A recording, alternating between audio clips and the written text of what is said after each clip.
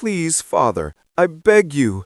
I don't want to marry him," cried Amina, her voice trembling as she clung to her mother's dress.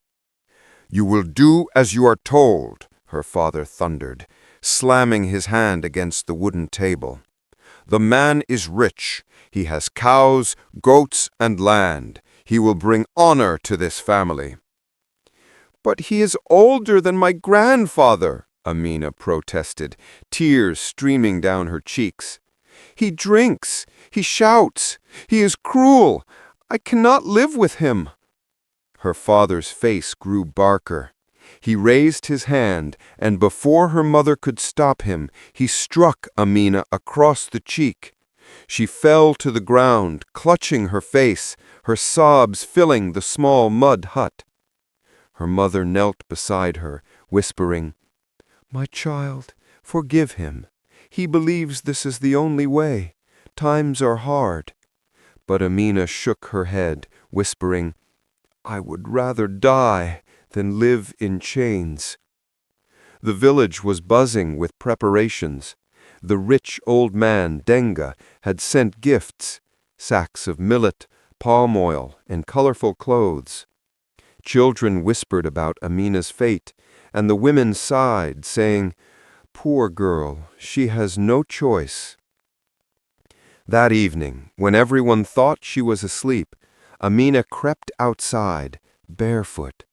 She ran through the tall grass, her heart pounding, until she reached the edge of the forest. The moon lit her path, but fear pressed on her chest. Where could she go? Who would help her? As she stumbled deeper into the forest, she heard the sound of an axe striking wood. Startled, she hid behind a tree. There, in the dim light, she saw Musa, the poor woodcutter.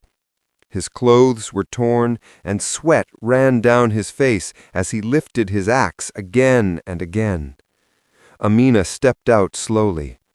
"Musa," she whispered. He turned, surprised. "Amina, what are you doing here in the dark? It's not safe. Wild animals roam here." She broke into tears. "They want me to marry Denga. I told them no, and my father beat me. I ran away.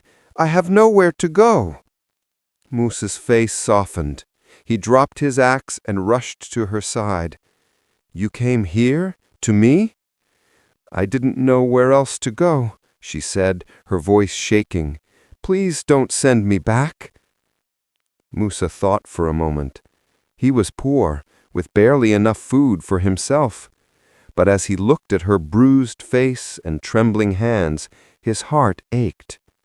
"You are safe with me," he said firmly. "I will not let anyone harm you." He led her to his small hut at the edge of the forest. It was nothing more than a roof of palm leaves and walls of mud, but he spread his only mat for her and gave her water. "Why are you helping me?" Amina asked softly.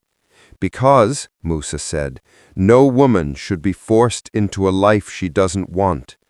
Poverty is hard, yes, but living without freedom is harder." The next morning, the village was in chaos. Amina's father stormed through the streets, shouting, "Find her! She has shamed this family!"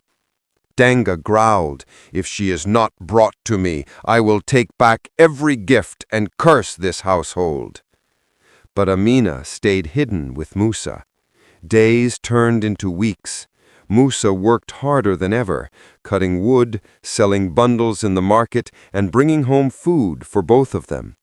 Amina, in return, cooked, fetched water, and tended to the small patch of land near the hut. Slowly, they built a quiet life together. One evening, as the sun sank low, painting the sky orange, Musa sat outside, sharpening his axe. Amina came to him, holding a clay bowl of food. "Musa," she said softly, "you saved me when I had nothing. You gave me a home, though you had little. Why?" He smiled faintly. "Because I know what it feels like to have nothing. I lost my parents young. I grew up with hunger as my brother and loneliness as my sister. When you came to me, I swore I would never let you feel that pain." Tears filled Amina's eyes. She whispered, "Then let me stay, not as a guest, but as your wife." Musa dropped his axe, staring at her in disbelief. "Amina, I am poor. I cannot give you fine clothes or goats or gold. All I can give you is my heart and my strength." "That is all I need," she said, taking his hand. Word spread through the village that Amina had chosen Musa, the poor woodcutter, over the rich Denga. At first, people laughed. They said, "She is foolish. What can a poor man give her?" But as time passed, they saw something rare. Amina's laughter returning, her smile brighter than ever. Years later, when drought came and even the rich struggled, it was Musa and Amina who worked side by side, planting, gathering, sharing with neighbors. The village began to respect them, saying, "True wealth is not in cattle or gold, but in love and courage." One day, Amina's father came quietly to their hut. His face was tired, his pride broken. "My child," he whispered, "I was blind. I thought wealth would protect you, but it is love that has kept you safe. Forgive me."